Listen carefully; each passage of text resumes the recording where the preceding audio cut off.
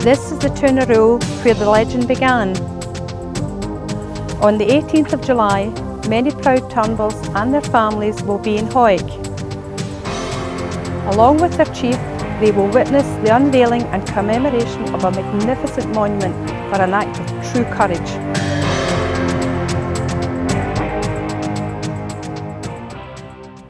The very picturesque town of Hawick in Roxburghshire lies deep in the heart of the Scottish borders. It's quiet today, but this area was in the forefront of one of the bloodiest times in our long, illustrious but turbulent history, the Wars of Independence.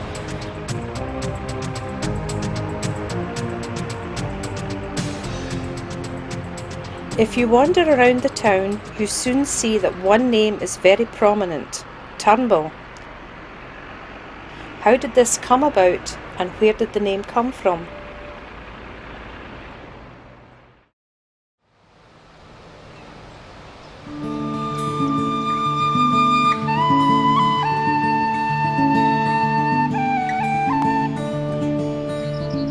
Six miles east of Hawick lies the beautiful Roe Valley.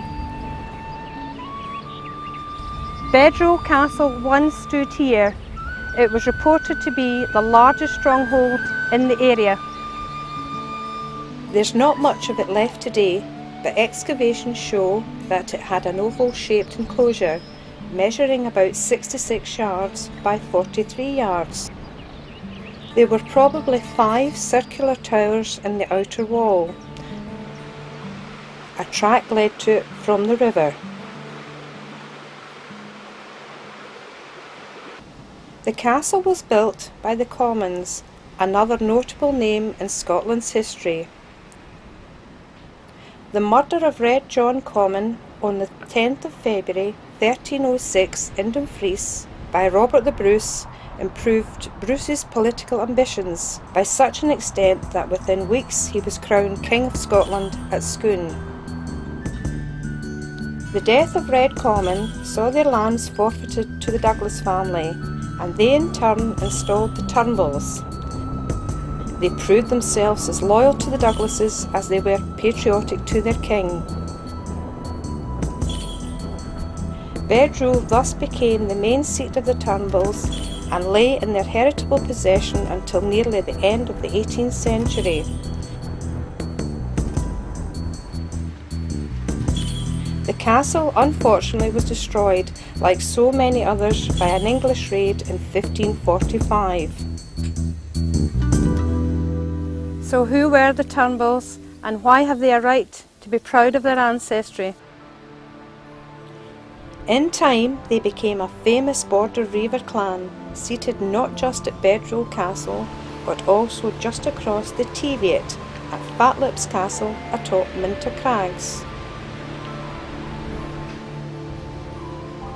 and Barnhill at the bottom of the same crags. After the horrendous defeat of the Scottish army at Flodden Field in 1513, Lord Dare led a 5,400 strong English army north.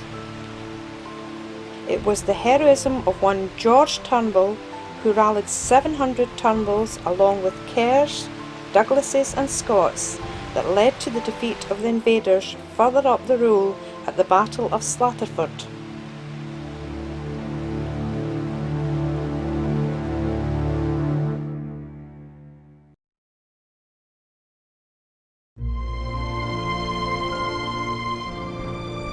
The ancient name of Roe stretches back as early as 400 AD, when they settled in the region as a sect of the Bernician race.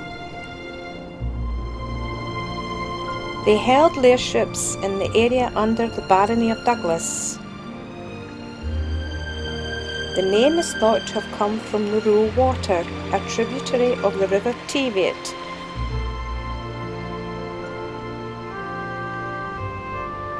Dominating the landscape in this area is the 1,392 feet craggy peak of Ruberslaw.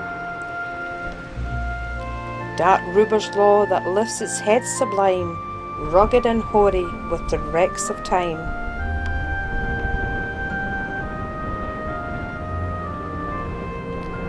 first of the clan chiefs, Alan Rowe, and his son Richard are recorded between the years 1214 and 1249. In 1296, Adam and Thomas Rowe signed allegiance to Edward I of England, Edward Longshanks, known as the Hammer of the Scots. The country was in total disarray. The Scottish throne lay empty, and the battles of Stirling Bridge and Falkirk, led by the great William Wallace, had still not happened. The changes over the coming years saw the Rows, or Turnbulls, fight valiantly for the freedom of Scotland. The Battle of Bannockburn in 1314 brought peace for a time to the territory, but as is Scotland's history, many other turbulent times followed. In many of these different conflicts, the Turnbulls would be present, especially if it involved the Old Enemy.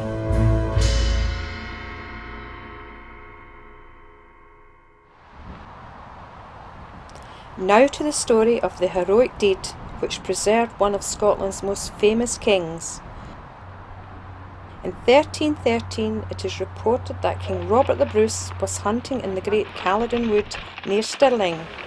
The king was with a small band of his closest and most trusted friends and companions, two of whom were Sir James Douglas and his closest friend William Rowe of Bedroe. The story goes that a wounded wild bull lunged ferociously at the king. When Turnbulls once, a race whom none could awe, lined the rough skirts of stormy Ruber's law, bold was the chief from whom their line they drew, whose nervous arm the furious bison slew. On Scotia's lord he rushed with lightning speed, bent his strong neck to toss the startled steed. His arm robust the hardy hunter flung around the bending horns, and upward wrung with writhing force his neck retorted round, and rolled the panting monster on the ground. Crushed with enormous strength his bony skull, and courtiers hailed the man who turned the bull.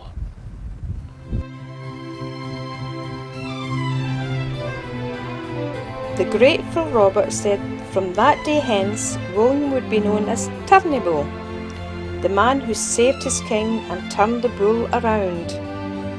A title and rich lands were given to the hero, as well as the name change. William Turnbull took for his family motto, "I saved the king," and rightly so. Not only did William save his king, remember this was the year before Bruce's famous victory at Bannockburn, which gave Scotland its independence only for a time. Scottish history could have been very different had it not been for the spontaneous bravery of William of Rowe.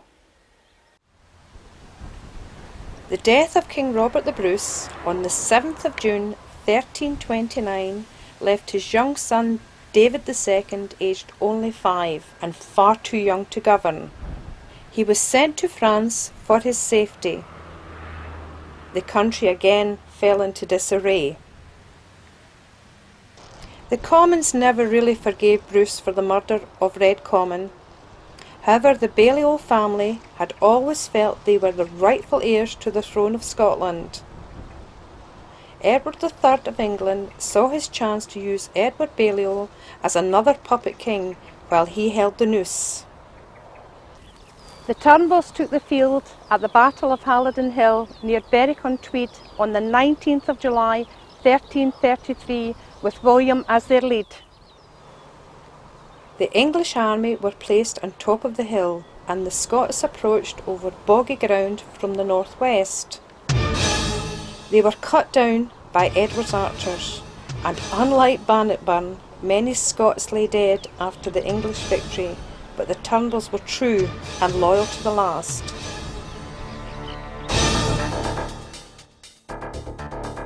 William Turnbull marched to the front of the Scottish army along with his huge mastiff dog and called for any English soldier to challenge him in combat. Challenge was taken up by Sir Robert Benhale, a knight from Norfolk.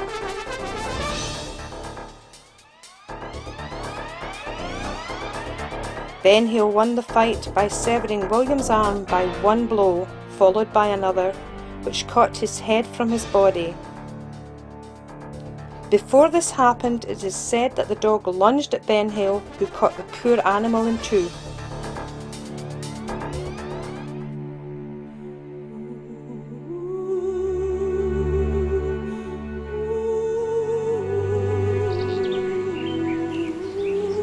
This is Bedrow churchyard, where many Turnbulls are interred, some with the bull's head crest on their tombstone. A rather curious story which happened in the not-so-distant past at Bedrow churchyard is spoken about. The sexton found two very large thigh bones from a grave opened for an interment. It was the Sabbath, and two local lads from Denham, along with others, had arrived at the church. The lads were sure they had found the bones of William Turnbull, the man who saved the king. They put one thigh bone down each one of their trouser legs and proceeded to walk home along with the other folk, oblivious to what the young men had concealed on their person. As one can imagine, when they arrived home, the rather uncouth relics were refused entry. The thigh bones were buried in two different parts of Denham. Maybe here lies the remains of a great Scottish hero.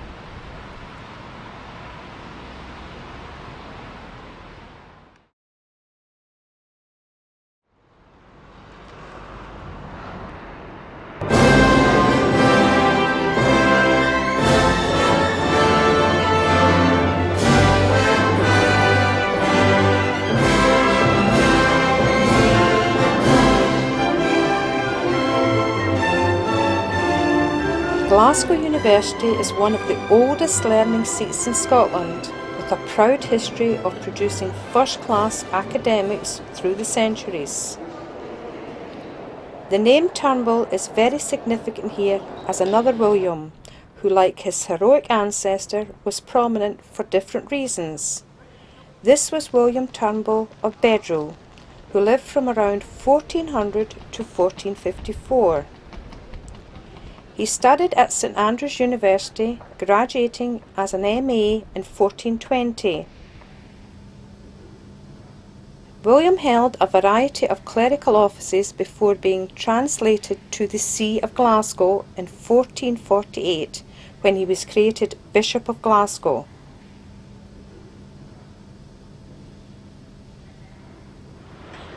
He was a friend and ally to King James II and Keeper of the Privy Seal in the 1440s.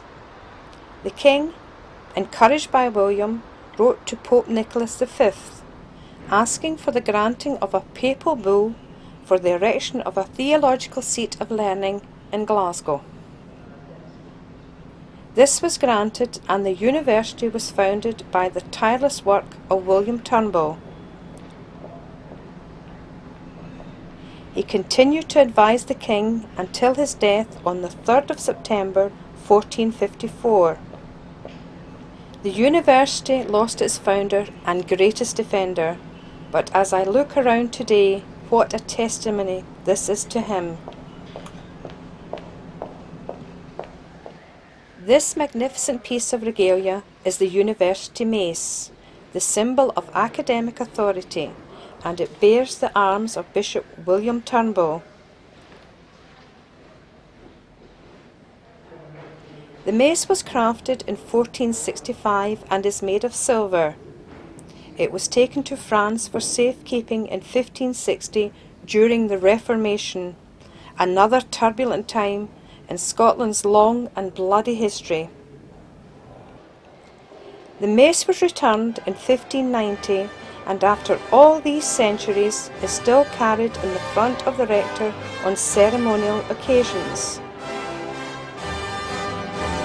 There is a Turnbull room, and high on the Chancellor's window in the Randolph room, the Turnbull crest. The crest also appears in the University Chapel and at the main entrance.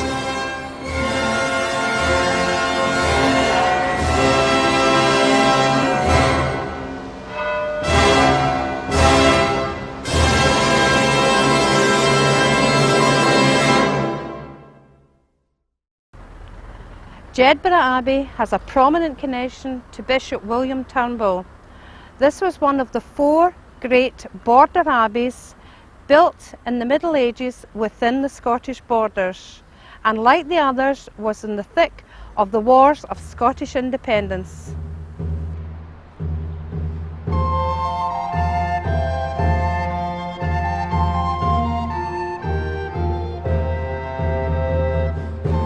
The Augustine community of canons put up a brave show during this brutal time, especially after 1296, and the abbey itself became a frontline target, feeling the rough hand of English armoury by the passing armies.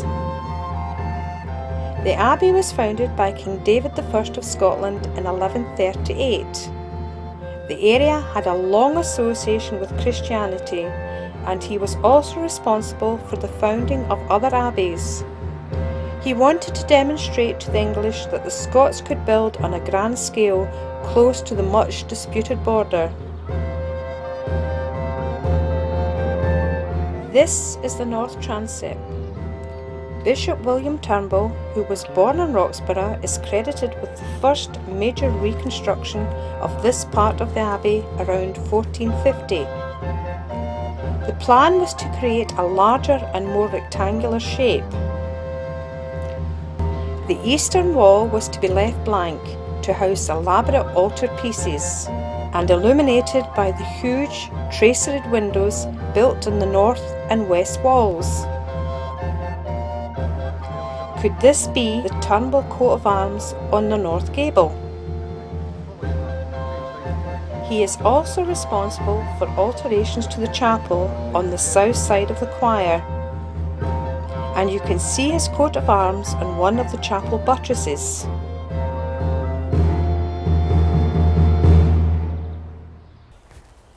Melrose Abbey was founded in 1136 by King David I of Scotland, and during the Wars of Independence was in the forefront of all the carnage going on around it.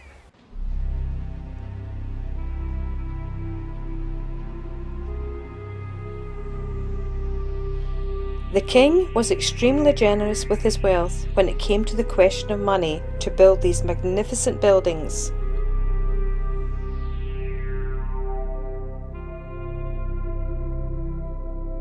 The Cistercian order of monks based here were very diligent, hard-working men. Their life was dedicated to prayer and physical labour. Guided by the abbot, they took care of the spiritual needs of the inhabitants of the surrounding area. There are 8 aisle chapels still surviving, and 3 of these were the last to be completed in the time of Abbot William Turnbull between 1503 and 1506. Abbot Turnbull's initials can be very faintly seen on the back wall of the piscina of one of the chapels. Among the carved decorations on the buttresses is a shield. On it, the royal coat of arms of King James IV is directly underneath the shield of Abbot William Turnbull.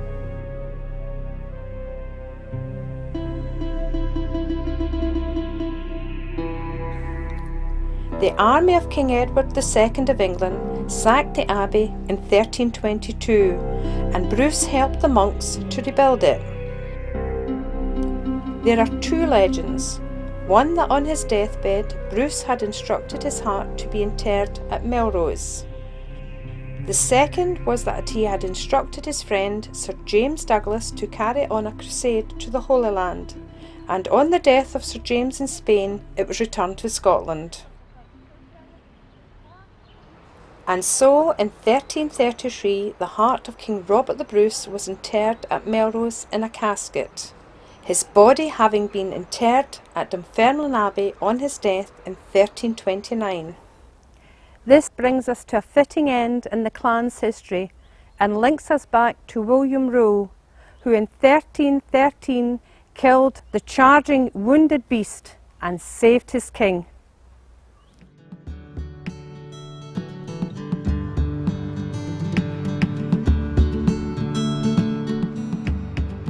The last of the border battles took place on the 7th of June 1575 here at Reidswire, near Carter Bar on the Scotland-England border. The business of the day was that the wardens of the surrounding respective marches were to meet and resolve disputes and redress any wrongs, and to arrange compensation if theft was proven from either side. Human nature, being what it is, led to allegations of unfair treatment and the subsequent fray. The men from Redesdale and Tynedale on the English side of the border set a hail of arrows into the innocent Scots bystanders. At the same time, a large body of Jedburgh inhabitants arrived. Among them were some Turnbulls. True to their strongly proud Scottish background, a bloody conflict began. The beginning of the fray seemed to go in favour of the English, but fortunes turned, and it ended in a complete victory for the Scots. The Turnbulls were in the thick of it again. The sheriff brought the Douglas doon, baith rule witter and hoik toon, wi' all the Turnbulls strong and stout. Little harness had we there, but auld bed rule had on a jack, and did right weel, you declare, wi' all his trummels at his back. Now an end to my introduction for the unveiling of a magnificent monument to a great Scottish hero, William Turnbull and the clan Turnbull. Fortune favours the brave.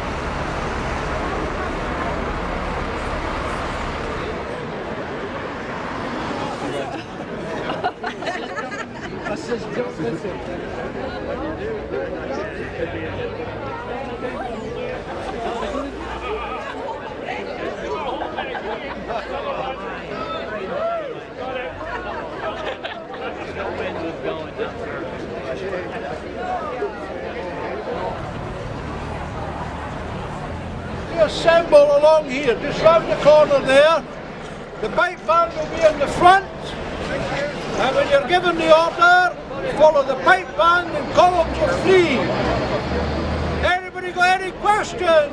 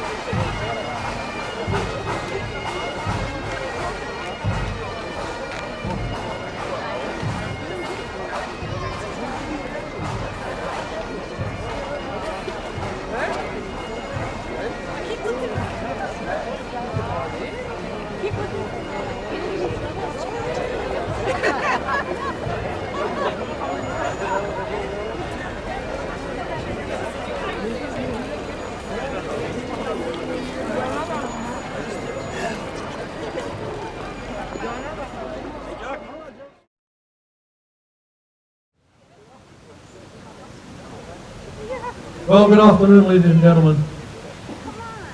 I would like to call upon Sandra Elliott to welcome you all here and open up the proceedings. Give a big hand for Sandra, please.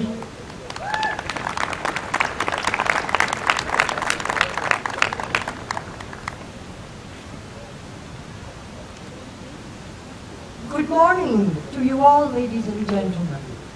It is my pleasure as Honorary Provost of Hawick to welcome you to the heart of Hawick on this very special occasion. Although, given the history of grieving and feuding which used to exist between the border families, I'm not quite sure if an Elliot should be welcoming the Turnbulls to Hawick. Fortunately, the grieving days are consigned to the past, and through initiatives such as the homecoming, we can meet and greet friends old and new from all over the world. Today, and indeed this week, is very much about the Turnbulls.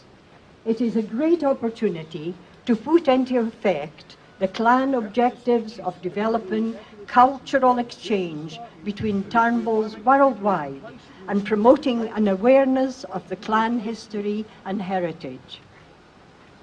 Whatever our name or our background, family should be of the utmost importance.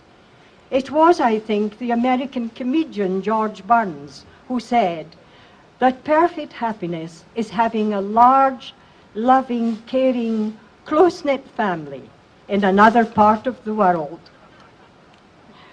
But whatever Mr. Burns's prejudices, I am sure that the Turnbulls, with Clan President Wally at the helm, will enjoy a week of great conviviality and fraternity. You have, of course, a busy week ahead of you, starting today with the unveiling of the monument and with the banquet and concert to follow. Various tours and visits have been organized, and for those with enough stamina left, there is, of course, one of the main events of the homecoming, the gathering of the clans in Edinburgh. I hope, however, that while you are here, you will also take the opportunity to find out a bit about Hawick and its surroundings, the real home of the Turnbull clan. Our history is not the grandiose stuff of nation against nation, led by great generals and commanders. It is a history and culture of ordinary people who fought for their rights, very often with each other, and celebrated their achievements and their disappointments in story, word, and song. Our industry, however, is possibly our greatest achievement. Hawick can rightly claim to be the knitwear capital of the world and has earned its reputation by producing a product which enshrines both quality and value for money. The first stocking factory was opened little more than 100 meters from where we now stand, over 200 years ago. From that, an industry grew where the major world players, Pringle, Lyland Scott, Peter Scott, Barry, and so on, were all based in Hawick. Our halcyon days may now have gone, with our industry being smaller and more streamlined, but we are doing our best to fight back. I trust that you will make a point of seeing and purchasing our high-quality product before you return home. The town is now in the process of developing a tourism market with a strong accent on heritage tourism. Behind us, you will see a new genealogy facility, the Heritage Hub, where people from around the world, and there are a great many of Border Scots descent, can trace their family history through the border clan names of Elliot, Armstrong, Kerr, Graham, and of course, Turnbull. Please take the opportunity to visit during your visit and take the chance to find out something of the heritage and culture of the Borders people, heritage and culture which is also in your blood. Like the Turnbulls, Hawick and its people are fiercely independent and fiercely proud, but also like the Turnbulls, we are a friendly people and extend a warm welcome to all our visitors, especially those with roots close to our own town. I hope that you will all find Hawick interesting and informative. I hope that you will all discover something of your history and heritage. I hope that you will all enjoy our traditional hospitality. I hope that when you go home, you will tell your family and friends about our beautiful borderland. Most of all, I hope you will all come back and visit us again. Have a great week, Turnbulls. Thank you and welcome to Hawick.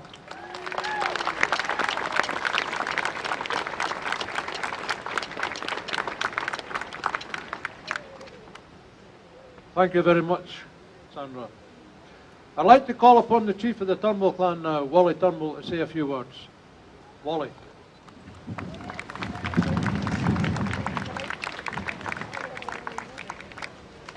"7 centuries ago, our forefather demonstrated to this nation and through this nation that choice, not chance, determines destiny.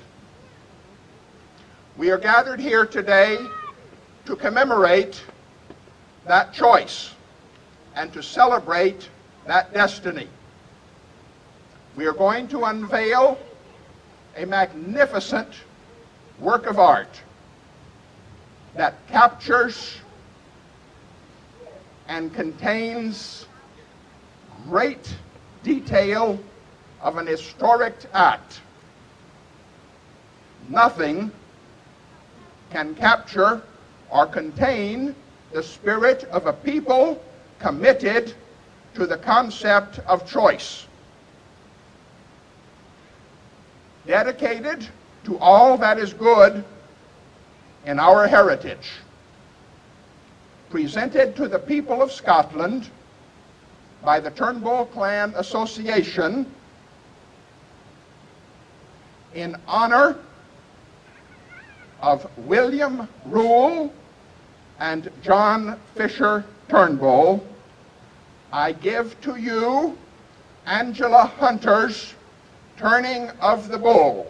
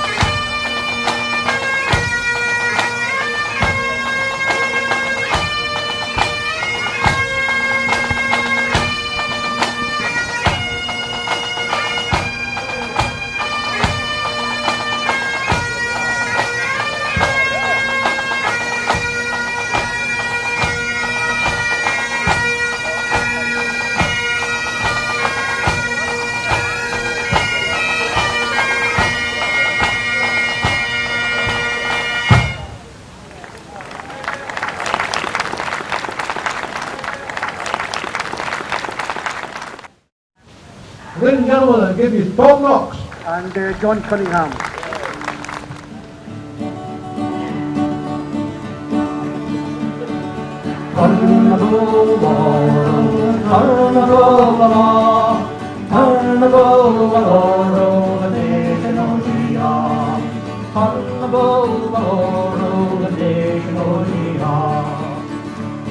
From Stirling town the king rode out in bygone days of yore, into Caledon's that good to hunts went on board.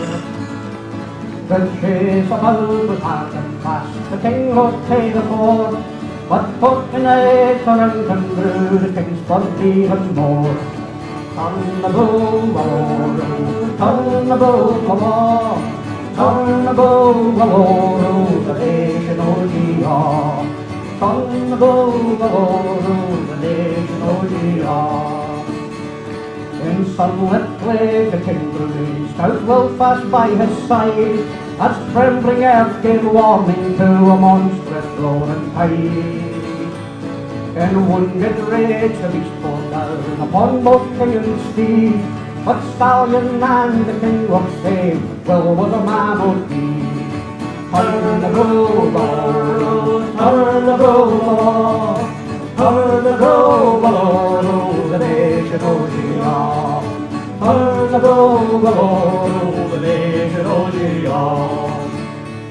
With courage bold, brave well, we ne'er a spear at all, brought low the mighty raging bull before the king should fall. Let's forge and raise a bumper high, till Road's great fame, and dealt a man in blood or bond, with loud the Turnbull name.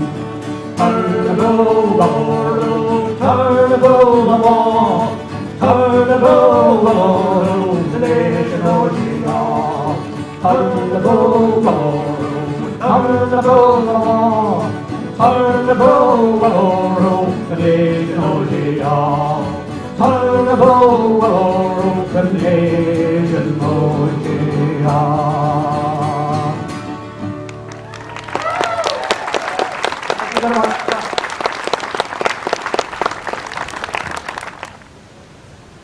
Born and raised in Kelso, Alistair Moffat has often left the borders in body, but never in spirit. He attended the universities of St Andrews, Edinburgh and London, and also received some tough education on the rugby fields of the borders.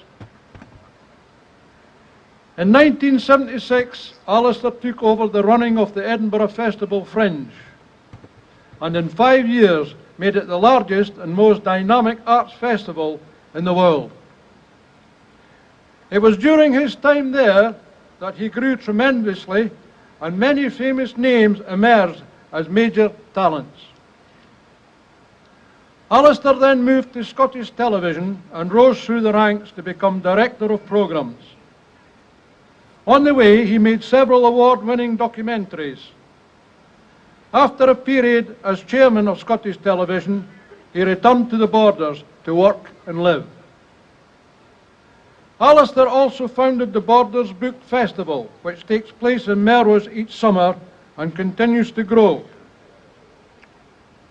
His books include The Borders, The Definite History of the Borders, and The Reivers, which was turned into a 6-part documentary television series about the unique criminal society which flourished in the 16th century. Alistair Moffat has all the right credentials to give us the keynote address today. Ladies and gentlemen, I give you Alistair Moffat.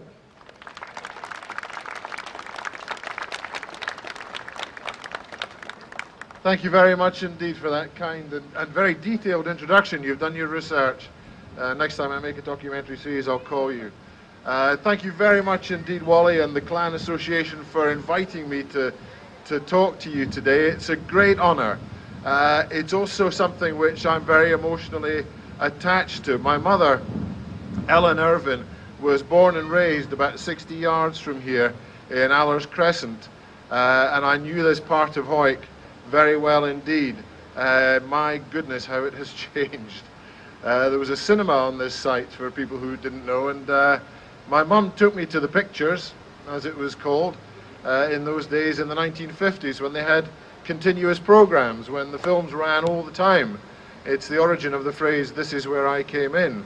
And so this is where I came in many ways, as far as my life's concerned, this part of Hawick. My mother was an Irvin, but my granny was a Turnbull, Mary Turnbull. And I was delighted. It's great to get applause for an accident of genealogy, but there we are. Much of life is an accident, Wally. But my mother would have been tickled pink to see this sculpture here today, 60, 70 yards from where she was born and raised. And before I say anything else, I think huge congratulations are due to Wally Turnbull and the Clan Turnbull Society.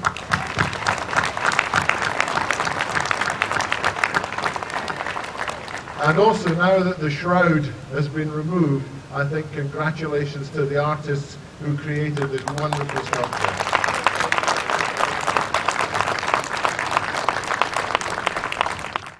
Turnbulls were important to me when I was a wee boy, and not just because of my fearsome granny, almost as fearsome as that sculpture. Oh, it's a terrible thing to say, isn't it? But it's true. I was terrified of her. But I have to say, when I was a wee boy growing up in Kelso, Oliver Turnbull was a friend of my dad's. Now, Ollie Turnbull was a great rugby player. He played for Scotland in the centre and for Kelso. But he was also a blunt border realist. And realism, as well as romance, Wally, realism, I think, is a Turnbull trait. And I can remember standing at Pointer Park with my dad watching Kelso against Hawick. I always had mixed feelings. The results were never mixed, unfortunately. The men in green usually always triumphed. And Kelso were having a particularly torrid day, and Oliver Turnbull began talking to my dad about the time that he was in a Scotland team which played against South Africa at Murrayfield. And they lost big. They lost by a record score of 44-0. And the Turnbull comment on that scoreline of 44-0 was by Crikey Jake, who played that badly, who was lucky to get nil. And I think that streak of realism is still here in the Borders. And the other Turnbull who was important to me was Jock Turnbull the baker. Now, in the days when vans used to drive around the streets of border towns selling butcher meat and groceries, you had a baker's van that came round every week, driven by Jock Turnbull, who was a great wit, a very funny man. My granny called him Jock Trummel, because as everybody knows in the Borders, Trummel is a very frequent diminutive of Turnbull. And Jock Trummel often gave me a bag of broken biscuits. And he said, the minute you find the other half of the biscuit, you can let me have them back. And of course my granny smiled as she looked at Jock, knowing that the biscuits would soon be united inside the wee boy. But nevertheless, that was what I thought about Turnbulls when I was small. What I think now about the ceremony that we've just witnessed and the wonderful, wonderful, vibrant, lively, aggressive sculpture that we've just seen revealed, what I think now is that this is about two things, two human traits: memory and identity. That's what this is about. In the 19th century, when the emigrant ships crossed the Atlantic and the great emigrations, when Scotland lost a huge number of people, memory was carried across the ocean as well as people. And that memory is clearly alive, and this sculpture is witness to it. Rural areas like the Borders and like the Highlands of Scotland lost many people as agriculture mechanized and used fewer and fewer workers. And in the Highlands, it was particularly poignant. As people boarded the emigrant ships, they stayed on the deck for as long as they could see the mountains and the coastline, for as long as they could keep them in view. And when they left, never to return to these places, and the same is true of the Borders, the Highlanders experienced something which is really difficult to translate. They called it youndering, and youndering has the sense of something missing, something no longer there, a part of a person which has been lost. And youndering became such an important element in thinking about the emigrations and thinking about home that it became important parts of poetry and of music. In Wales, they call it hireth, and homesickness is usually the translation that you read, but that's rather a childish thing. It's far more important than that. There's a sense of something missing. And I think that has to do with a rural area. We've heard of that William of Bedrole came from a country district very near to here. And I think that thing that's missing isn't the cities. Cities are much like each other. It's the land. It's the rivers that are flowing so vigorously through the borders behind us. It's the hills, it's the valleys. When I was driving over Drinkston Heights just now to come to Hawick, the Teviot Valley looked beautiful below me. In Ruber's Law, the border ridge, the forests, the woods, that's what you miss. That's the thing that's missing. And what's wonderful about this sculpture and what the Clan Turnbull Association have done is that they've put back a missing piece. Not just for here, for Hawick, but also for themselves. Something that's missing is now made complete. And that seems to me to be an extraordinary achievement. The other thing that this is about is identity. Identity expressed in a name, the name of Turnbull. But as Sandra Elliott said, names in the borders are very important. They're much more than a list in the telephone directory. Names are very important. And I want to read you something which attempts to illustrate that facet of life in the borders. Names were what made the border reivers who they were in all important senses. Armstrongs, Elliots, Kerrs, Turnbulls, Maxwells gave unhesitating loyalty to their surnames, what was a huge extended family in some cases. On the English side, the Carltons, the Fenwicks, the Forsters and the Robsons felt greater affinity with the Scottish riding families than with those who lived to the south of them. And governments in Edinburgh and London may have done as they pleased, but where the headsman of a name led, those who had the same name saddled their ponies and followed. These were powerful instincts. Few fought fiercer than family bands. When fathers and sons, brothers and cousins rode side by side, none turned aside, and many found courage when the names of their blood needed them at their back. Astute commanders understood these bonds, and in battles or skirmishes they always set the older and more experienced men in front, believing that honour and valour flowed down the generations to the younger men behind. Pitched battles between surnames were always the cruelest and bloodiest fights. When the Maxwells were cut to pieces by the Johnstons at Drife Sands near Lockerbie in 1593, the slaughter was unrelenting. More than 700 Maxwells were killed, and Robert Johnston of Ray Cleuch bloodied his lance on that terrible day. He was 11 years old. Now that's an extraordinary example of the power of the name. When the headsman of your name called you, you did not hesitate. You saddled your pony and you followed him, even if you were 11 years old. And you fought to the death. You fought to the death for your name. This is also in some ways well illustrated exactly where we are. The biggest sanction that a headsman of a name had was to disname someone, to take away their name, to take away their name, to expel them from the family. James I and VI of Great Britain understood this very well, and he destroyed the MacGregor clan, destroyed them by taking away their name. It became a crime to be called MacGregor. Men were hanged in the High Street in Edinburgh for daring to bear the name of MacGregor. And in the borders, the headsmen of names did the same thing to people they could not control. And these men became known as broken men. Broken men. And Hawick was notorious as a centre of broken men, I'm afraid, Sandra. It was notorious, and perhaps nothing changes. But in any case, it became very, very clear that something had to be done about Hawick and about its broken men. And so in 1583, the Earl of Mar brought a small army down from Edinburgh and surrounded the town.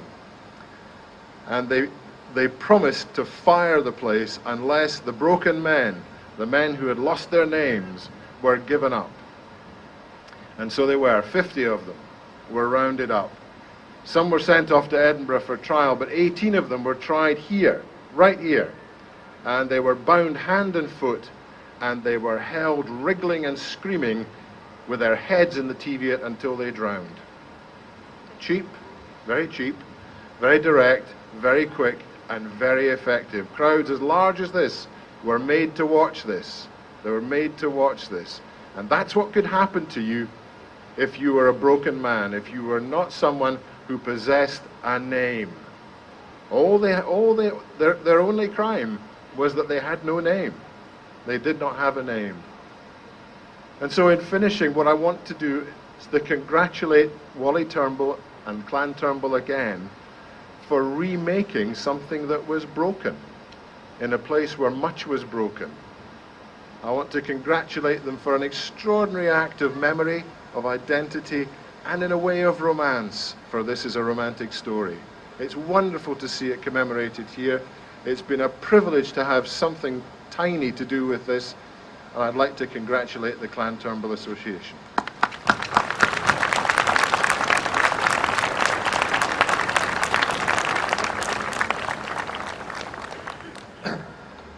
Well, Alistair, I can only say that you brought back memories for me in that speech, because I was a young man when I left here and went away and travelled quite a big part of the world, and I always felt there was something missing. Alistair spoke about the missing link. I found the missing link when I came back here. Now I'm at peace. And appropriately, Tom is going to perform a homecoming song. Thank you. Thank you very much. Yeah, this kind of widens the thing a bit to include all the people that have gone abroad and hopefully came back here, all the different clansmen, you know, Turnbulls, Douglases, Kerrs, Elliots, a lot. This is to include them all. It's called Will You No Come Back Again, in brackets, the homecoming.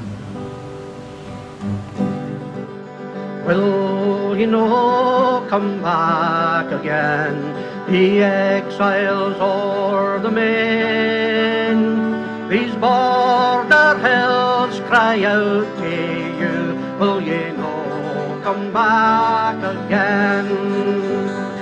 Will ye no come back again to where the heart remains, to hear again that old refrain, will ye no come back again?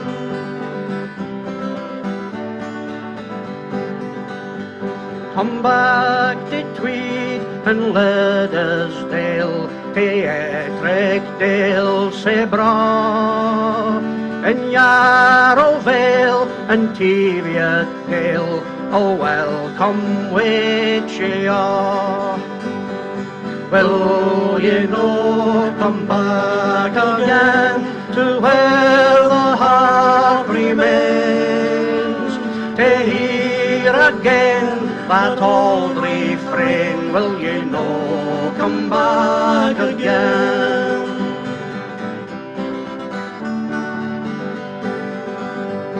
In harsh dark times and days gone by, when want and need proved sore, ye left with sad yet hope-filled hearts for far Dominion shores. But will ye no come back again to where the heart remains, to hear again that old refrain, will ye no come back again?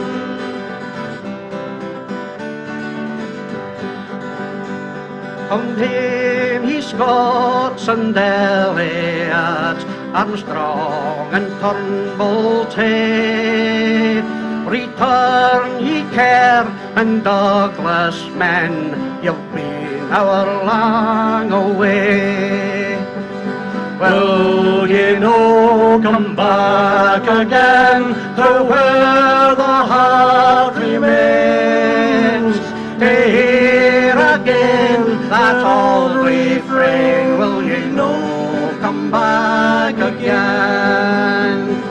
Will ye no come back again to where the heart remains, to hear again that old refrain, will ye no come back again?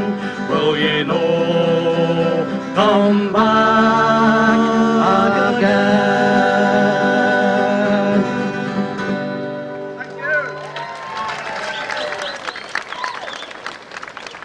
Well, Tom, thank you very much. Ladies and gentlemen, I'm sorry about the weather. The Baroness of Bedrule, Betty Turnbull, who is Wally's wife, she has published a book for children on the history of the Turnbulls, and it's a very, very interesting thing. She'll be sitting over there undercover somewhere if people want to go and see this book and purchase this book. I think it's just a donation that you have to get, so the bigger donation, the bigger the smile you'll get from the Baroness. Ladies and gentlemen, thank you for coming along. I'll get the pipe band now to play us out. Thank you.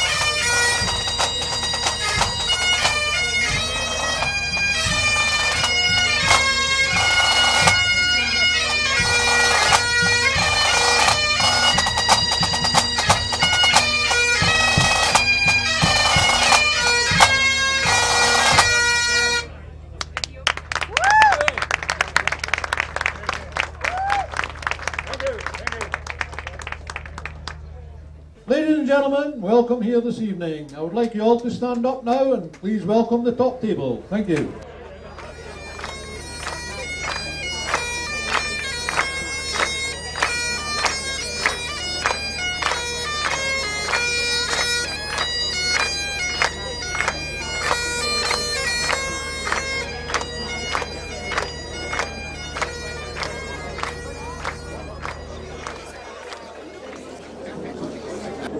It has been a most momentous day, and for the first time in my lifetime, Turnbulls have an official coat of arms.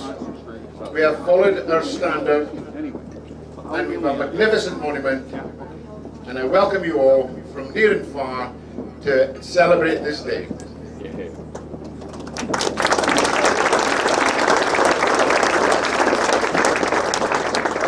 You'll be pleased to hear we have a short list of speakers, and their job is to remind us of our recent and ancient past.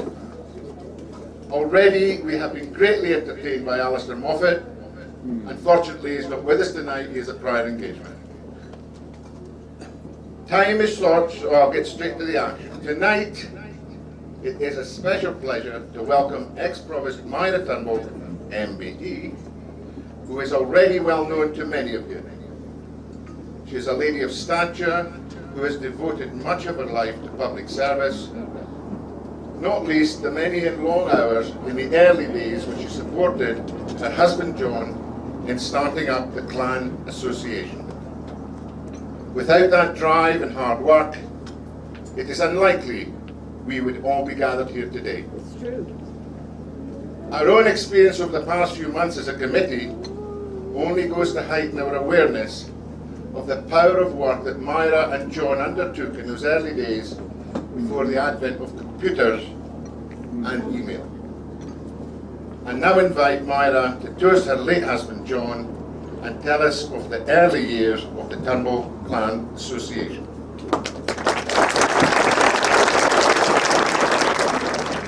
President Wally, Provost Sandra, fellow Turnbulls, ladies and gentlemen.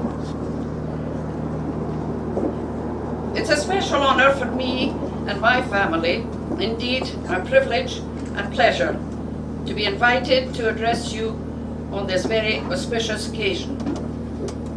For the Turnbulls who have gathered in Hawick today to celebrate the unveiling of the magnificent turning of the bull sculpture, a ceremony so wonderfully performed by our American President, Wally Turnbull.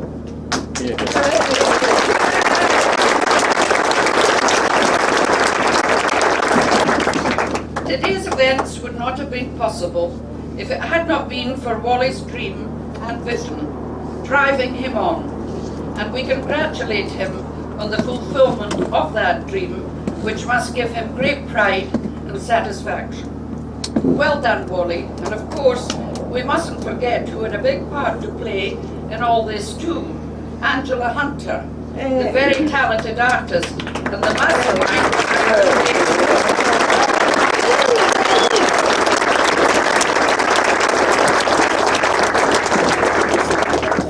However, to me, this is a far cry from the days prior to 1977, the year the Turnbull Clan Association was founded by my husband John, when today's celebration was just a dream. So, talking about dreams and visions is one of the reasons I'm here tonight to take you back to the very beginning, which seems a very long time ago, but here goes. Yeah. My first recollection is receiving an invitation to join in the celebrations of the Elliot clan at one of their gatherings, and it was the late Sir Arthur Elliot, who was their clan chief, who sowed the seed of John forming a Turnbull Clan Association. Out of that seed blossomed an exciting challenge. How do we go about contacting all our fellow Turnbulls? Well, there was Robert, who worked in the local post office, so he was an ideal contact for telephone directories, which was the first stepping stone for our mailings. Yes, you must remember, as George said, computers in the home had not arrived. Then there was Jenny Turnbull Campbell, who designed and made our first flag, Anna Turnbull Knox, and the two Georges, who are with us tonight and are the only two surviving members of the original committee. However, after that, we spread our wings overseas and abroad, as John F. would have put it, and we enlisted the help of Dorothy Turnbull Burke, affectionately known as Dottie. She was in the east coast of the USA, along with Michael G. Turnbull. Then there was Dr. Byron Turnbull in California, Walter Spratt in Australia, along with Jim and Shirley Turnbull. There was Colonel James Turnbull in South Africa, and Pat Turnbull in New Zealand. So, I must say that I always remember it was a sight to behold when John and Tottie got together. She was like the big sister he never had, and could they talk? And I'll give you one guess what they were talking about.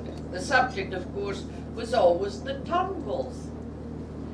Dottie used to comfort me on those occasions by reassuring me that as I had not been born a Turnbull, I had done the next best thing by marrying one. And that covers a lot of people in here tonight, I would say. So all the hard work was done in my kitchen.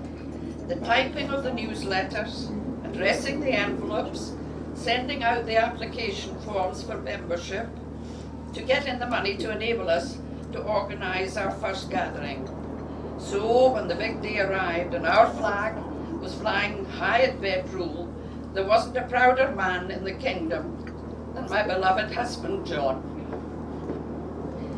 Here was a man who had worked hard at turning his vision into a reality.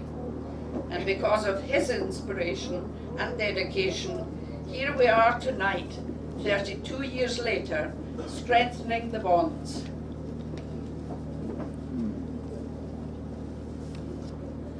The bonds of friendship, and carrying forward the name of Turnbull with pride and honour. So I say to the younger generation, keep the flame burning bright. You have inherited strong foundations on which to build. My own grandson, John Ross, has already taken my words to heart by resurrecting our old family business.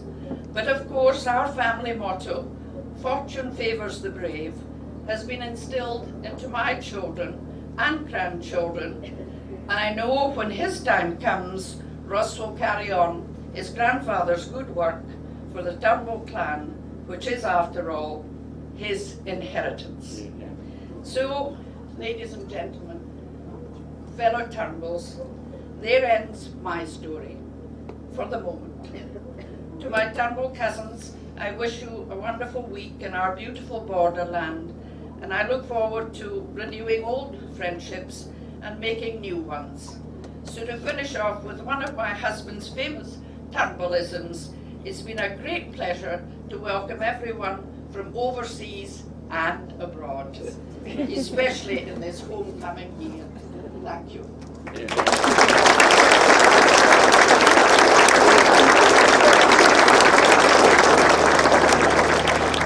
Let's start first with old William Rule himself. Without him, none of us would have been here. That's where it all started. And Myra and John, thank you. Thank you. I believe that John is looking down.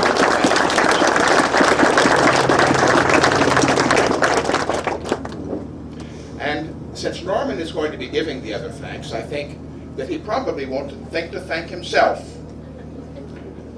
being the modest man that he is. Norman, the details that I have, in the short time myself been here, that I have seen on your list, and the items as they keep coming up, and Norman said, oh, I'll take care of that, I'll take care of that. You're what we call in America a go-to man. You get it done. And we thank you from the bottom of our heart.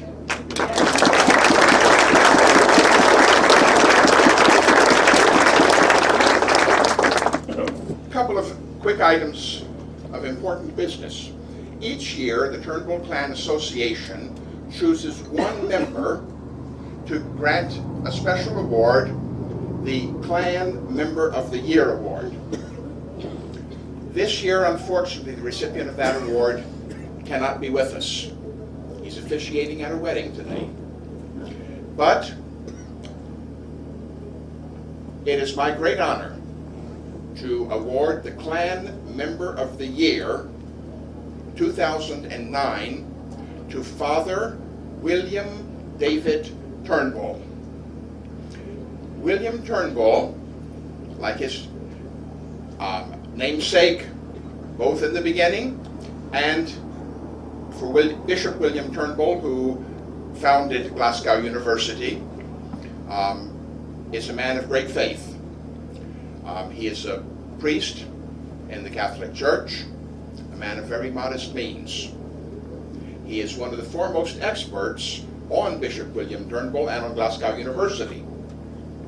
But from his modest means, he is an older man and at this point is living on the government social security. That is his source of income. Yet he has contributed so far to the monument project $10,000 US. Incredible.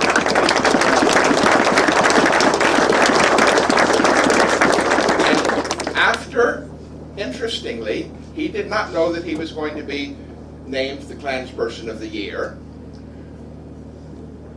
And we didn't know when we elected him Clanperson of the Year that he was going to do this, but he has recently issued a challenge to all members to complete the fundraising that needs to be done for the monument. Father Turnbull has said that he will match any $2,500 contribution until all of the funds for the monument have been raised. That's an incredible offer for a man of his means. Therefore, it's with humble and thank you and honor that we've chosen him, not just for the money that he's contributed, but for the heart and the way in which he is given. Another quick presentation. We would be here, but we wouldn't be celebrating this wonderful monument if it were not for Angela Hunter. And I really want to, I'm sorry Angela has laryngitis. She can't speak. I don't know if that's a convenient excuse, but I'm prone to believe her. She's a modest person, but obviously an extremely talented person. Angela, as some of you have seen, a special edition of Turnbull whiskey has been issued honoring the unveiling of the monument. And the Turnbull shop has asked me to present to you bottle number 1 of this limited edition.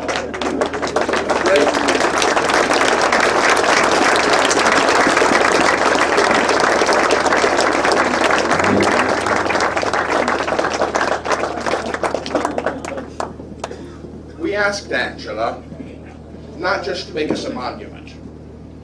Many monuments exist, but we asked Angela to make the people of Scotland a work of art. She has done both, and extremely well.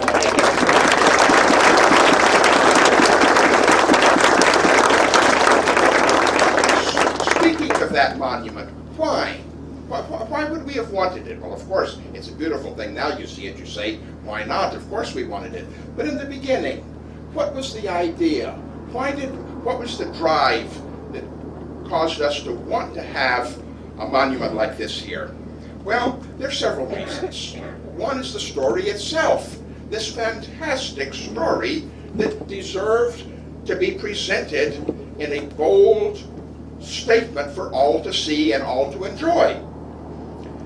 A story about two men, not an army, not a great battle.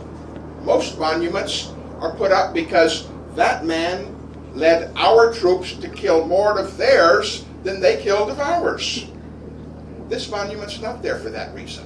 This is a monument about an event that happened between two men, where one man selflessly stepped up to help another, to save a life, not to take a life, and in so doing, changed the history of this nation. And this nation went on to change the history of the world. Things would not be as we know them today were it not for that event that we honor with that monument.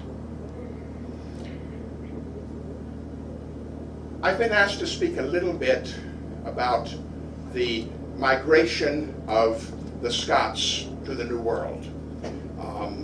Rather than go on with history and dates and a lot of general events, just permit me to use my own family as an example. I'm going to use them, not because they were better than anybody else, just because they're the ones about whom I know, and I think actually their case was rather typical. You see, the monument is also important because of people like that who left this nation not because they wanted to become wealthy or they were looking for a better life, though in fact they may have been, but many of them left this nation because they had no other choice. They were forced out by circumstances beyond their control.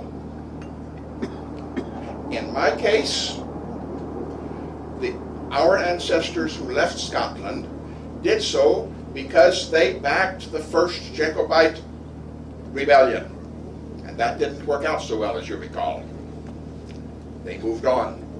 They didn't have a choice in that. And when our ancestors, many of our ancestors, left without choice, there was a gnawing in the heart. There was this nostalgia. As those of you who've been abroad, and those of you who have family abroad, and those of us who live abroad know, there is no people, there is no culture that remembers its roots and remembers the homeland with the fondness of the Scottish people. That's a fact. It's a fact which will continue for generations to come because of acts such as those we are doing this week. Of course, we tend to remember the glory, the things that were better. We don't remember the poor farm days, the years when it didn't rain or it rained too much, or when the sheep didn't do well or the crops failed. We don't want to remember that. We want to remember the good things about our heritage and pass them on to our children and to future generations. That heritage is why we want this monument, so that future generations will remember with pride those who came before and will look up to the things which were good, forgetting those things which were not. Face it, tourism is a big part of the economy of this nation. There's nothing wrong with that. That's a good thing. You offer an opportunity to those who come to visit to have a fuller experience. And in turn, this nation enjoys an economic advantage from receiving those visitors who come and offering them the advantages of tourism. One of the things, though, that you have to understand is that when a heritage tourist comes to visit, yes, he wants to see the culture, he wants to hear the music, he wants to enjoy an ale in the pub, he wants to hear someone speak with the old Scottish brogue, he enjoys that, but he also wants to see where he came from. She wants to know where her ancestors lived. You need something to look at, to touch, and to feel. And for many of us who come from the borders, we came from poor families. Or we came from families who left under circumstances that were not ideal. We do not have great fortresses and castles and monuments here to come to visit, to look and to see. Just as a religious pilgrim needs a shrine at the end of the pilgrimage as an objective to say, I have accomplished the pilgrimage, I have reached the end, so too the heritage tourist needs an object, needs a place, needs a goal, needs a bullseye to say, I have reached the end. You know, I'm sure you've all read with amusement the great articles, how the Scots changed the modern world, the wonderful things that were invented. These three, I think, just had, you know, even if you hadn't seen them on this list, they had to be Scottish. The savings bank. Rainproof Macintoshes. And I'm sorry, after driving here these past few days, I realized it had to be a Scotsman who invented motor car insurance.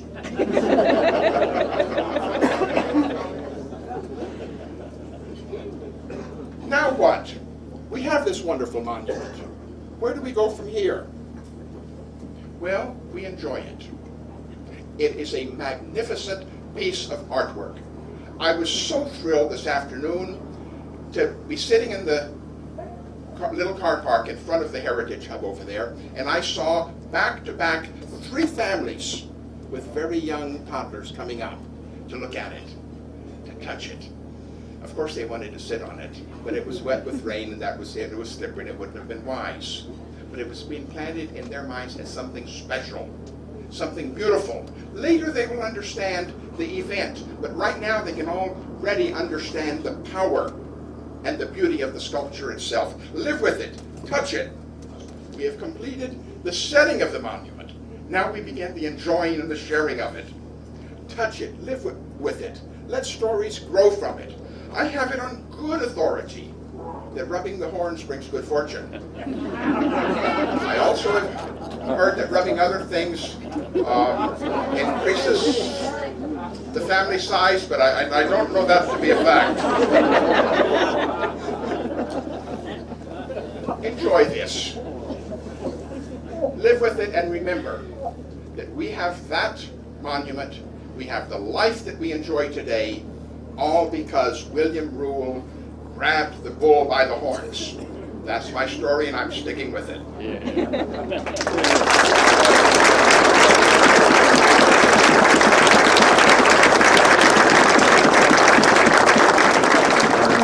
Ladies and gentlemen, I think it was quite clear from that oration, I've got to say, from Wally, how he actually can will you into action. We were sitting in Glasgow University having lunch in the Turnbull room. I've got to say it was a new experience for me. The man had the guys in the university bring the mace out so we could touch it. That only comes out on graduation day. Today we are here because of his telephone conversations and sometimes emails across the Atlantic. We want to recognize your drive, your vision, your pride, and I think everybody now in this room, right, won't listen to me about that, they've heard it.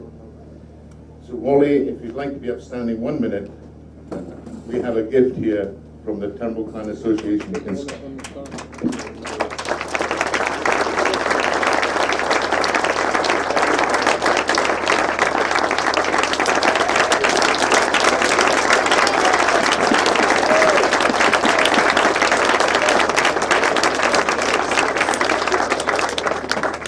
Sure, he'll be proud to let you have a look at that in a moment, and I'm not going to let him speak again because we're short of time.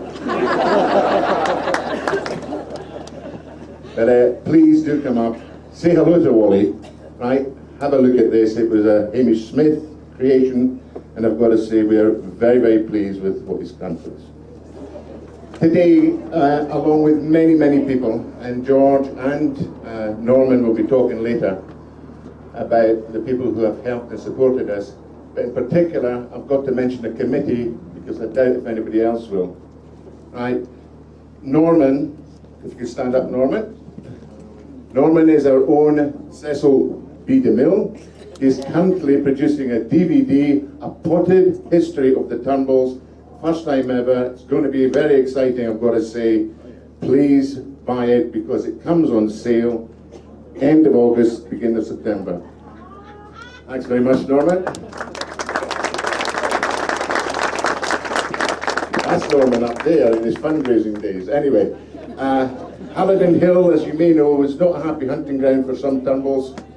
And in fact, Norman came to grief there himself when he fell and broke his arm and cracked his skull. However, we're delighted to see you back in the seat, Norman, even if you do go awry at times. Colin Turnbull. Colin, could you stand up a minute? Where are you?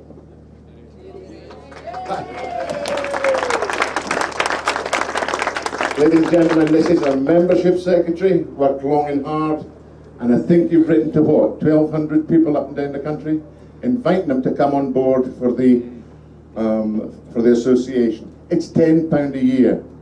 We want it to become a habit, and when you listen to things that Wally's saying from the people abroad, right, you've got to say, we're missing out, we should be doing more. Thanks very much, Colin, for all your hard work. There's a chap across there that doesn't wear a kilt because he's got long skinny legs, as he says, and it's Elliot Turnbull. Elliot, could you stand up?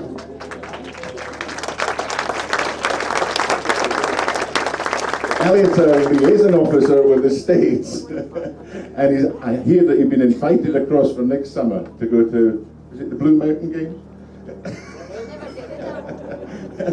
However, Elliot has been a new, but a great addition to the committee, and thanks for all your hard work, Elliot. Cheers. She's going to hate me for this, but I've got to ask Dale, just to show her face. Dale is our administration manager.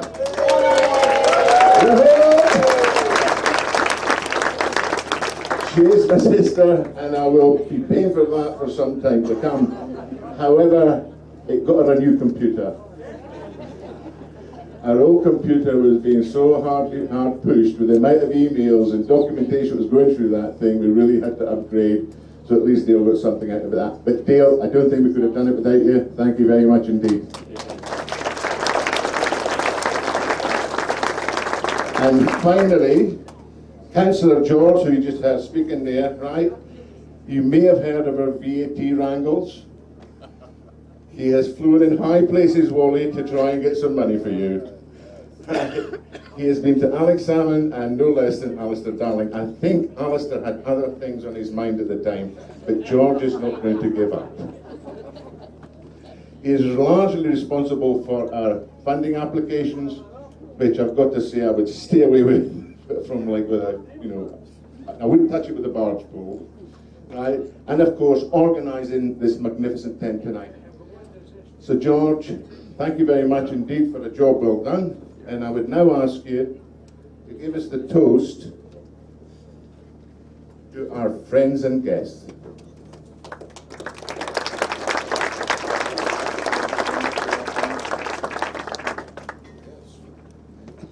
Thank you, Mr. Chairman. Can everybody hear me all right?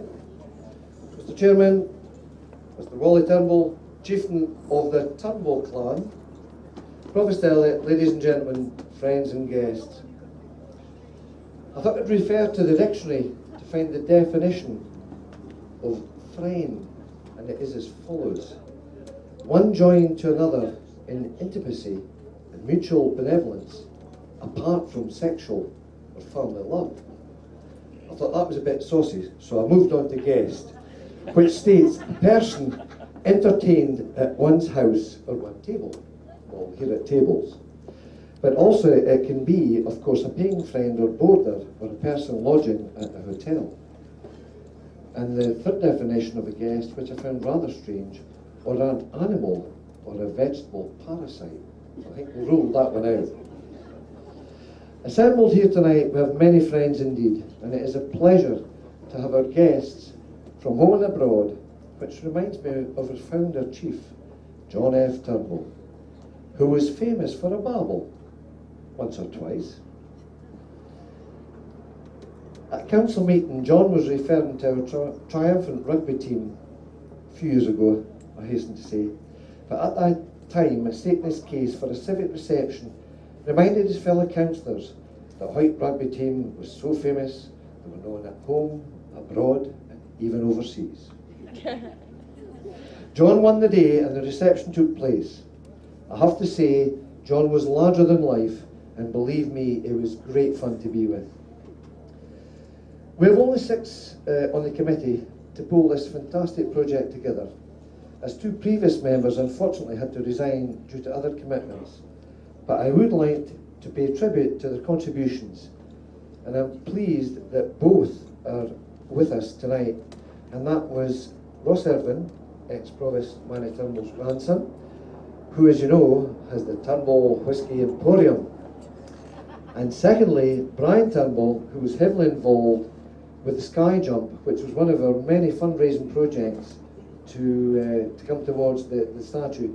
And again, our appreciation goes to Brian for all his contributions. I think Brian's down here somewhere. Thank you, Brian. Kerry Turnbull was brave enough. And Kerry is the little one. She's quite noisy, but she's great fun. Kerry was brave enough to do the skydive, jump from the plane, while her babe in arm slept in the pram, and selling the most Scotia tickets for tonight, and addressed more than 1,000 letters to, I think it was the Masonic Lodges, worldwide, to spread the word of the monument. I'm pleased to announce that Kerry joined the committee this week officially as our new committee member. So now So now, the Turnbull clan can say we've got magnificent living. On that point, George embarrassed his sister Dale, but Dale is one of the most unsung heroes on our committee. She hides, she absolutely doesn't power work. There's sometimes Dale and I just have stupid emails like, I don't know if I'm drilled, bored or punched, and it was like, I know the feeling, and you know, this response, it's just such a morale booster. Dale, thank you very much indeed.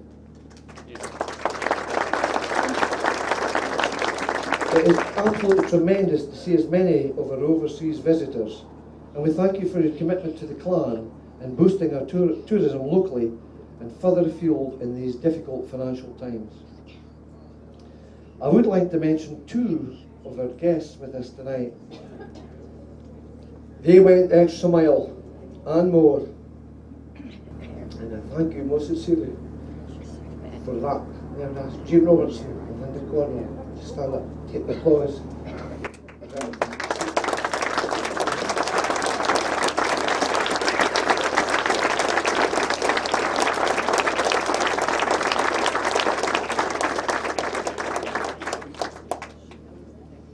I would like to thank my fellow councillors for the support they've given me via the Hoy Common Good Fund, assisting with finance for the making of the DVD under the direction of Cecil G. DeMille, our own Norman Turnbull, and our DVD man working hard there.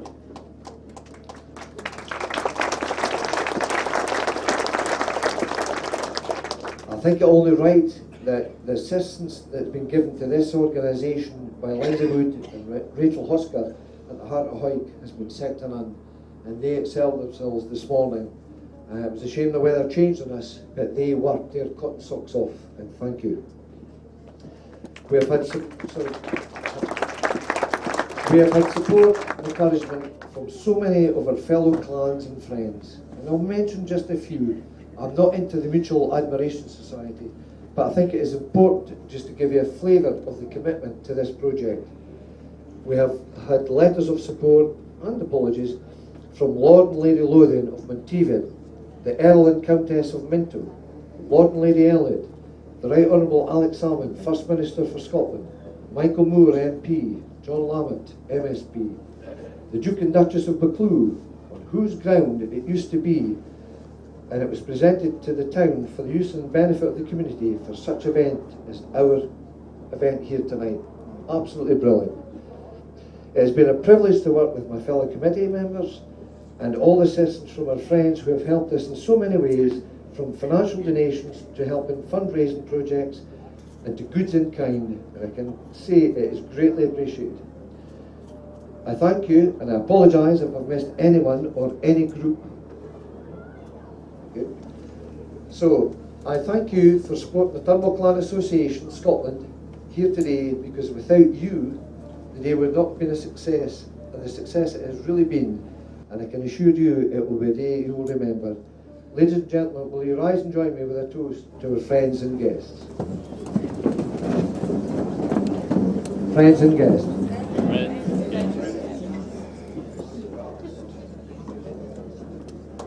Thank you.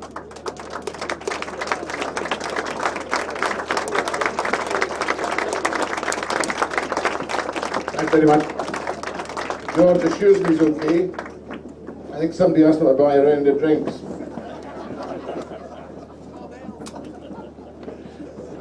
We're now going to move. We're doing very nicely. As you may well know, the Scotia concert the gates open at Scotia concert start at 8:30. So I'm going to very quickly move on to Norman. I think enough has been said about you, Norman, and your videoing skills. But I would be very pleased if you would give us the vote of thanks to round off the evening. Thanks very much, Norman.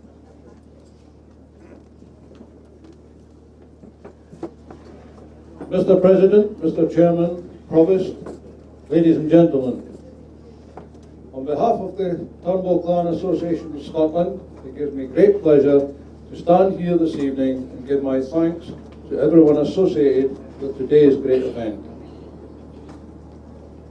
Firstly, to our Chief Wally Turnbull from the USA for gifting this stupendous monument to the people of Hawick. To Angela Hunter, who is the sculptress who created the monument.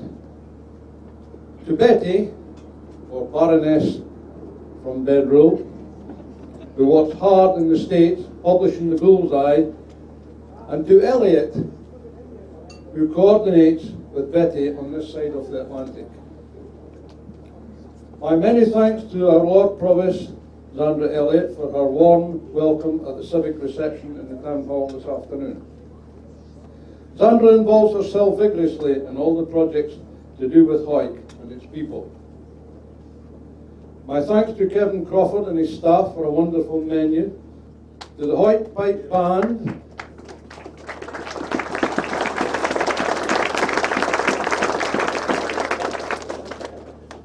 to the Hawick Pipe Band and Saxon Band for their splendid performances today.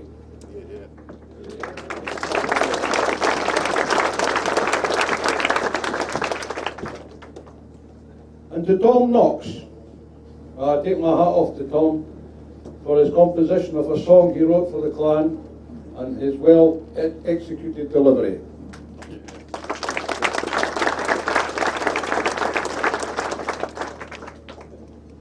My thanks to all our local businesses for their sponsorships, large or small. To Margaret Turnbull and Merrill Norman for managing our ticket office on the High Street, who incidentally done well this afternoon.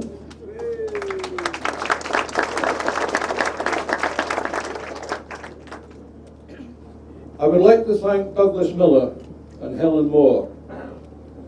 We are trying to encapsulate, this is George's writing by the way, 700 years of Turnbull history into a short documentary. And of course, are you all right now, George? Of course, not forgetting our chairman, ex-Cornet George Turnbull, who has guided us on the roles we've had on the committee, in other words, cracking the whip. I'd like to thank George, who's worked hard. This is George, Councillor George down there. I'd like to thank George for the hard work that he's put in, helping us to raise funds and fight through all the red tape with the Scottish Parliament and Westminster.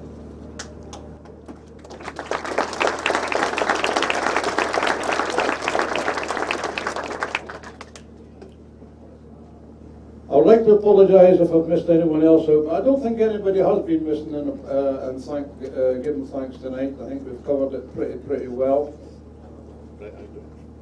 We have, of course, forgotten one group of people.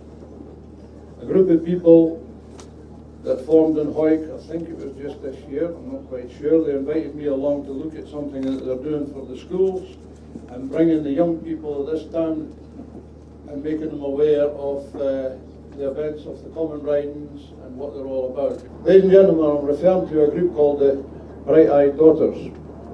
Now they approached us and they're doing certain things in tapestry with waste materials from the mills round about the borders. That concludes my part of the evening. I hope you all enjoy the rest of the evening. We've got Scotia coming on very shortly. So sit down, enjoy yourselves the rest of the evening. Thank you.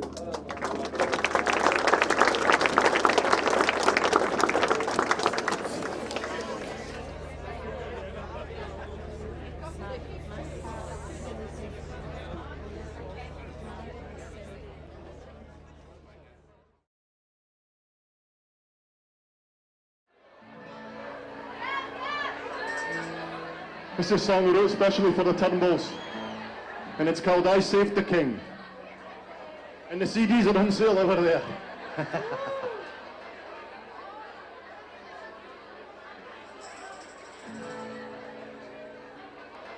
On the slopes of rugged Ruber's Law, where the Wheaton rule a hill, where the Boset Pond joins the Ruiter and flows to Teviotdale. I came frae a land o' giants, nae force could make us spend. To tame the beast for a royal feast, my heart and hand to lend. Now granted lands would be my prize Frae Philip Hottijed, but regal thanks I needed none.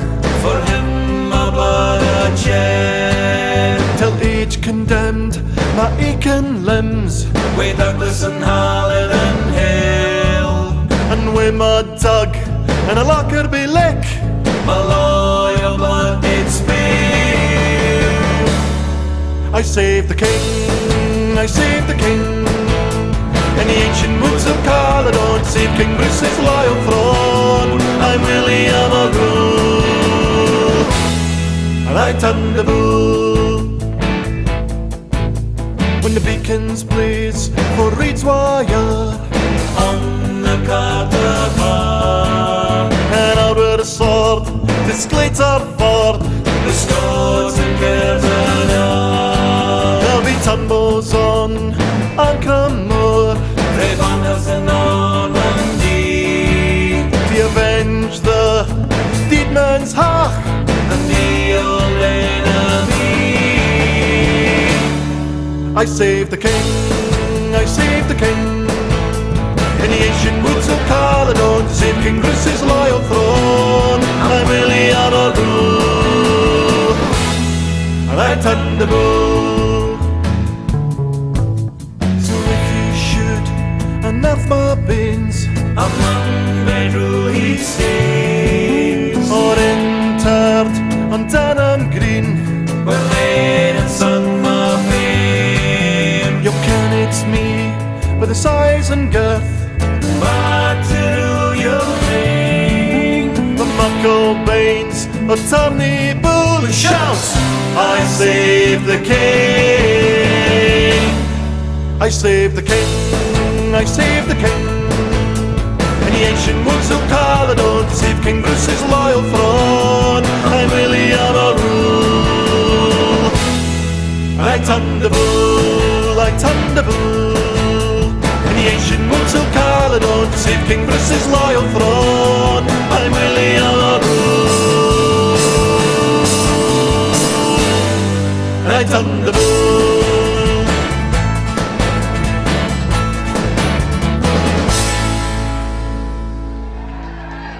Thank you.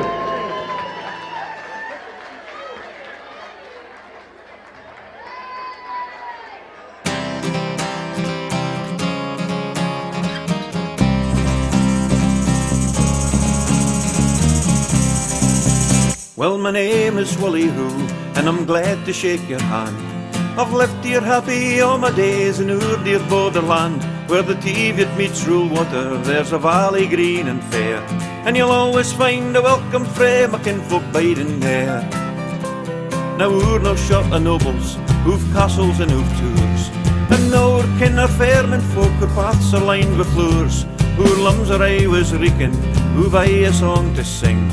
But I have to say it's no every day who'd on earth be the king. I turned the bull, I turned the bull, I turned the bull, I turned the bull, I turned it, or my name's no Willie Roo. So Willie Roo, it was just a simple thing, but it seems I saved the king. Now everybody sings, I turned the bull.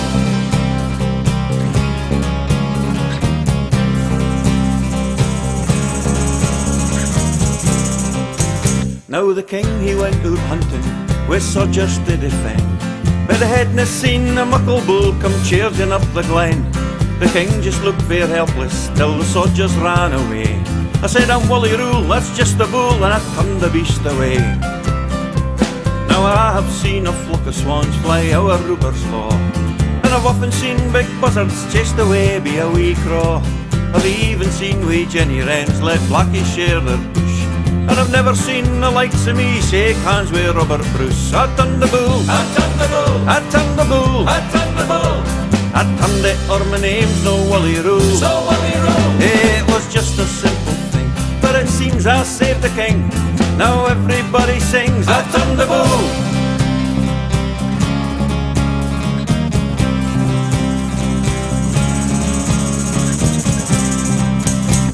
Frae Hawick and Bonnie Teviot Dale to Jether's royal wars, our men will stand, and in our hand the border stands or falls. The written in our history as centuries roll by. The king is named to Turnbull or some bother with some Kai. Now some folks say our Trimbles, or words that soon to say, but I'm telling you, my name is Rule, and that's where I ca' hame. If you reckon how I'm Turnbull, I'll tell you again. I'm nae fool, I turned the bull, and the king said, that's your name. I turned the bull, I turned the bull, I turned the bull, I turned the bull. I turned it on my name's no Wally Rule. No Wally Rule. It was just a simple thing, but it seems I saved the king. Now everybody sings, I turned the bull, I turned the bull, I turned the bull, I turned the bull, I turned the bull. I turned it on my name's no Wally Rule. No Wally Rule. It was just a simple thing, but it seems I saved the king. Now everybody sings, I turned the bull.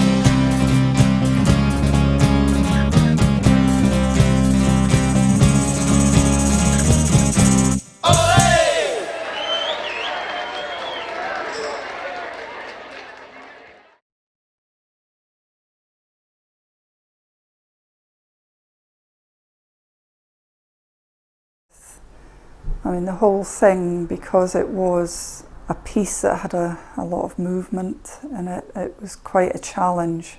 Really, for something like that, you have to generally go back in time and try and get an overview of where this would have happened and what type of animals, what type of cattle would have been around at that time. So it was off down to Chillingham to have a look at the wild bulls, which again are totally different from domestic cattle. Basically you have to know your anatomy. The Chillingham, they're a much smaller animal but quite a large head. Actually just observing them, it was really exciting. It gave me the feel of the movement of the animal. And then it was to figure out how you would go about getting a hold of one and actually dropping it to the ground. And for that I looked at rodeo, rugby players, how you would actually tackle. And at the obvious point where you would grasp would be the horns.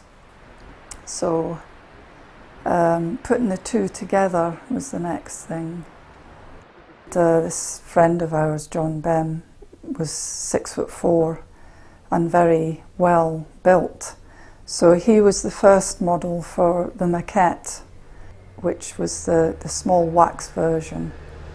And for the main model, I used somebody who's 6'5" and lives in Innerleithen.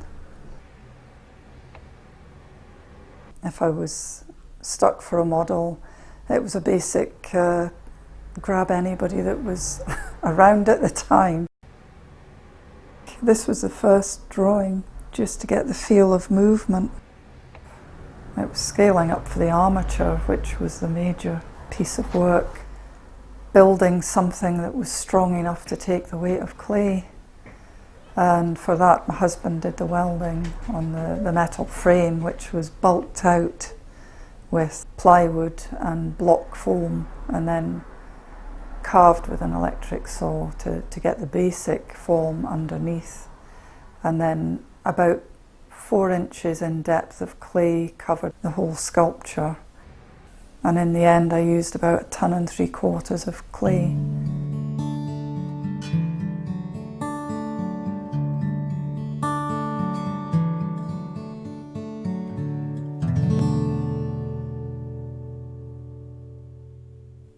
But it felt a bit strange in the end when they came to make the mould and put a layer of liquid rubber on and then built it up from there. But they actually cut the arms, the horns, the tail, various pieces had to be cut off and separated to give easier access to the main parts. And it was quite a while after that, the actual various stages of doing the wax and then the metal. It did really feel like it was done 3 times over. There was 60 parts to the mould, so that entailed an awful lot of welding and an awful lot of finishing. To see it back together again and in place was very emotional. And the unveiling was an incredible day. I couldn't have wished for more.